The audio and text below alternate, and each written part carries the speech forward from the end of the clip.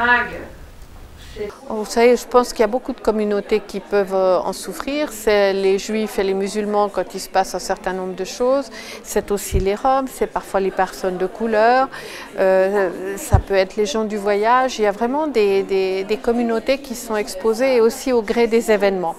Il y a parfois aussi des propos xénophobes qui ne sont pas directement liés à la race en tant que telle, comme certains prétendraient l'exprimer, mais il y a toutes sortes de propos de rejet, et là ça peut varier. Il arrive parfois que des minorités pratiquent aussi des propos discriminants à l'égard d'autres minorités. Donc en fait, chacun peut parfois avoir la tentation de tenir des propos, mais il s'agit de la dominer et il s'agit de savoir qu'il y a beaucoup de minorités qui ne sont pas à l'abri.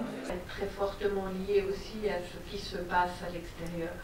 Le racisme exprimé publiquement, ce n'est pas une opinion et, comme je dis, ça peut devenir un délit. Ça veut dire que c'est condamné pénalement que de tenir des propos racistes publiquement. Je pense que les partis politiques ne doivent pas tolérer que des membres et des élus tiennent des propos racistes et qu'ils devraient les exclure. Et je pense que les élus politiques doivent savoir que lorsqu'ils parlent, leurs propos portent beaucoup plus qu'une simple personne qui n'a pas de fonction et que donc ils ont la responsabilité de faire attention à ce qu'ils disent. La liberté d'expression, ça n'est pas la liberté de discriminer. Ce qu'on sait, c'est que le racisme ordinaire, ce qu'on peut appeler le racisme ordinaire en guillemets, se manifeste plutôt par des formes subtiles. Le racisme ordinaire, je dirais, il peut être partout, dans n'importe quelle situation et sous n'importe quelle forme. Pour moi, il n'y a pas un racisme ordinaire ou une xénophobie ordinaire. Il y a vraiment l'idée que cela peut être un acte extrêmement fort, ouvert, violent, mais ça peut être également du comportement non verbal, des émotions, ça peut être de la discrimination à l'embauche, donc ça peut être des choses plutôt interpersonnelles lors d'une conversation. Donc on peut dire ce qui motive beaucoup le racisme, c'est la peur et la méconnaissance de l'autre. Oui, on peut travailler sur ces peurs, mais c'est difficile, ça demande beaucoup de moyens et ça demande beaucoup de volonté, tout autant politique qu'individuelle. Toute culture qui prétend défendre une identité exclusive ne fait que réprimer la dimension universelle active en son sein. La culture dépend du projet social, politique, symbolique et esthétique qui la sous-tend.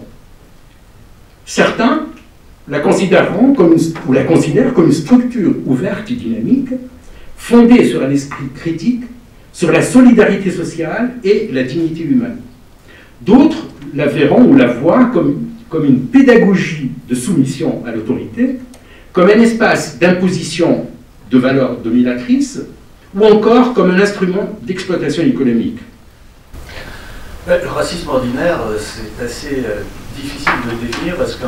Depuis une dizaine d'années, il y a de toute évidence, au niveau du discours public, un durcissement des discours concernant les immigrés, les étrangers. Ça se manifeste très concrètement, comme chacun le sait, dans l'augmentation de l'audience des partis d'extrême droite.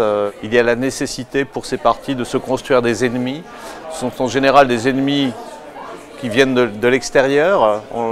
Ils se cristallisent aujourd'hui sur la crise des migrants, mais les discours qu'ils tiennent sont très anciens finalement. Ce qui est plus nouveau, c'est que ces discours ont une résonance publique qu'ils n'avaient pas auparavant.